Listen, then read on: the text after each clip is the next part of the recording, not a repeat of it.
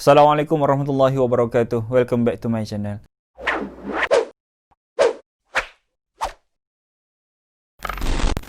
Jadi hari ini sambungan daripada video yang sebelum ni. Ramai yang minta untuk saya sambung apakah yang berlaku seterusnya bila sangkakala pertama dan kedua ditiupkan, apakah yang berlaku. Maka bila manusia dah dihidupkan dan dibangkitkan, maka manusia ni akan berjalan kepada mahsyar dalam 3 keadaan. Itu dalam video yang sebelum ni, korang semua boleh tengoklah. Dalam video sebelum ni saya dah ceritakan secara detail. Bila manusia berada di pada mahsyar, manusia ni akan berada dalam keadaan ketakutan, kata Nabi SAW, sehinggakan kamu tidak akan bertegur sapa di antara satu sama lain, saking takutnya berhadapan dengan Allah Subhanahu Wa Taala. Yalah, kita akan dihitungkan amalan kita, keburukan kita, apa je yang kita lakukan setiap detik, setiap saat berada di atas muka bumi, itulah akan dihitungkan oleh Allah Subhanahu Wa Taala. Wajarlah kita rasa takut bila kita akan dihisapkan oleh Allah Subhanahu Wa Taala. Kita berada di padang mahsyar lamanya selama setengah hari waktu pada mahsyar, waktu akhirat. Kalau dihitungkan bersamaan dengan waktu dunia, selama 25,000 tahun lamanya kita akan berada di padang mahsyar. Bagi orang yang beriman, biasalah akan diringankan, iaitu sama seperti kita menunggu matahari tenggelam. Lama pun tidak, sekejap pun tidak. Bila matahari didekatkan dengan makhluk, didekatkan dengan manusia, kata para ulama, sekira-kira jarak di antara matahari dengan manusia 1 jengkal. Dan ada juga pandangan para ulama, antara matahari dengan kepala manusia diletakkan 1 anak panah. Kita boleh gambarkan begitu dekatlah matahari dengan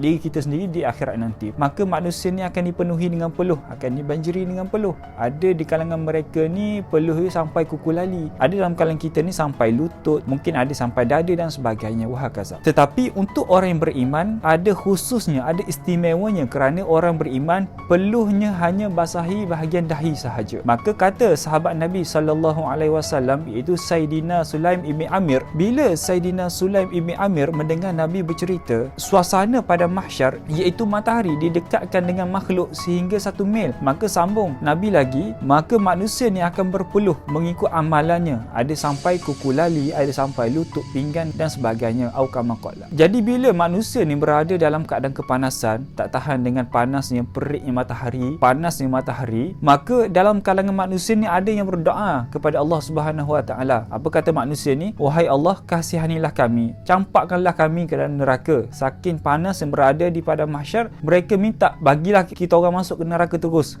Lebih kurang macam itulah ayat dia. Walhal dia tak tahu alam seterusnya adalah lebih teruk daripada alam sebelumnya, kerana kaedah dia setiap alam adalah lebih teruk, lebih payah daripada alam yang sebelumnya. Seperti contoh alam rahim. Alam rahim lebih susah daripada alam roh. Alam dunia lebih susah daripada alam rahim. Kan kita akan melalui 5 alam, iaitu alam roh, alam rahim, alam dunia dan alam barzah dan alam akhirat. Maka alam dunia ni lebih teruk daripada alam, lebih susah daripada alam rahim. Alam barzah lebih teruk, lebih susah daripada alam dunia. Begitulah kaedahnya seterusnya. Dan tapi ada berita gembira yang disampaikan oleh Nabi SAW kepada kita orang yang beriman, kerana ketika mana manusia dalam keadaan kesusahan di padang mahsyar, keadaan kepanasan, kesakitan di padang mahsyar, kata Nabi SAW, setiap Nabi ada doa yang mustajab. Mereka ni kesemua para Nabi telah menggunakan doa mereka masing-masing, kecuali aku simpankan doa aku untuk umat aku, untuk bagi syafaat kepada umat aku. Maka bila berada di padang mahsyar, kesemua manusia ni akan pergi ke Nabi Adam, Idris, Nuh dan sebagainya. Dan kesemua para Nabi tak dapat nak membantu kita, tak dapat nak tolong kita, kecuali Nabi Muhammad SAW. Maka bila matahari dah didekatkan, maka akan muncul 3 naungan kepada manusia. Naungan yang pertama, naungan arash. Otomatiklah naungan arash ni untuk orang yang beriman. Yang kedua, naungan yang hitam ataupun naungan awan yang hitam, iaitu untuk orang yang bukan Islam. Yang ketiga, naungan yang ada api di atas kepalanya, iaitu untuk orang Islam tetapi mereka ni munafik, fasik dan sebagainya. Maka bila naungan ni dah datang, matahari dah dekat dengan manusia, maka akan datanglah malaikat, para malaikat untuk membawa satu mizan ataupun penimbang. Jadi apakah yang dimaksudkan dengan mizan ni? Apa sebenarnya mizan ni? Maka kata para ulama, mizan ni adalah satu alat untuk mengukur sesuatu benda, sama ada benda itu berat ke, benda itu ringan ke dan wahakaza. Maka al-mizan juga kata para ulama, al-mizan ni Allah meletakkan al-mizan mizan di atas arash untuk mengukur setiap amalan hamba-hambanya. Dan kata Imam Al-Qurtubi, penimbang mizan itu dipasang di antara beberapa tiang, dan tiang-tiang tu panjangnya di antara timur dan barat, dan piring mangkuk yang dipasang tu luasnya dan panjangnya adalah sebesar bumi. Dan piring itu juga untuk menimbang kebaikan manusia berada di sebelah kanan, dan penimbang ataupun piring yang untuk menimbang segala keburukan berada di sebelah kiri. Jadi apakah yang akan ditimbangkan? Ini khilaf para ulama. Ada ulama mengatakan 3 perkara kita akan timbangkan, ada setengah ulama kata ada 2 perkara sahaja. Tetapi ada juga pandangan ulama mengatakan 4 perkara